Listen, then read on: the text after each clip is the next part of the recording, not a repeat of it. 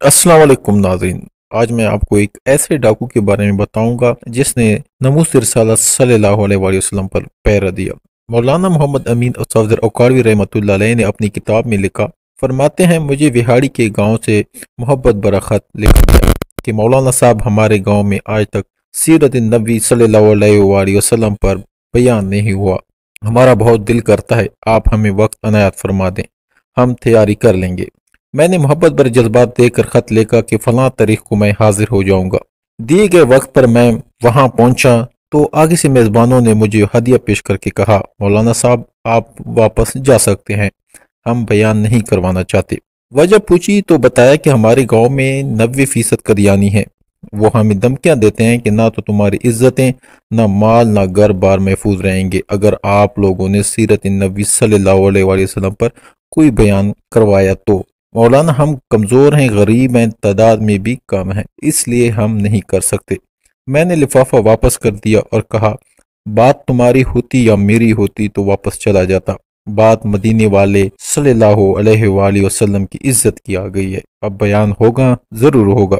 وہ گھبرا گئے کہ حضرت آپ تو واپس چلے جائیں گے، مسئلہ تو ہمارے لیے ہوگا۔ میں نے کہا کہ اس گاؤں کے آس پاس کوئی ڈنڈے والا یعنی با اثر گونڈا ہے۔ انہوں نے بتایا کہ گاؤں سے کچھ دور نورا ڈاکو رہتا ہے، پورا علاقہ اس سے ڈرتا ہے۔ میں نے کہا چلو مجھے لے چلو نورے کے پاس۔ جب ہم نورے کے ڈیرے پر پہنچے، نورا دیکھ کر بولا آج خیر تو ہے، آج مولوی صاحب یہاں کیسے؟ میں نے کہا کہ بات حضور صلی اللہ علیہ وآلہ وسلم کی عزت کی آ گئی ہے، تم کچھ کرو گے؟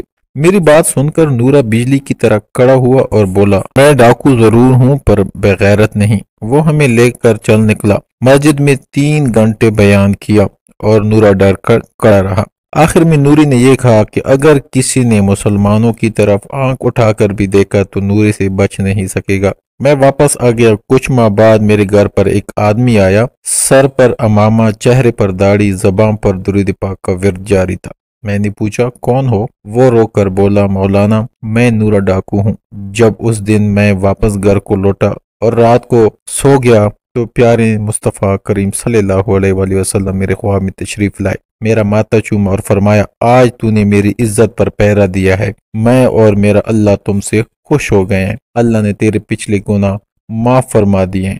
مولانا صاحب اس کے بعد میری آنکھ کھلی تو سب کچھ بدل چکا تھا، اب ہر وقت آنکھوں سے آنسو ہی آنسو جاری رہتے ہیں۔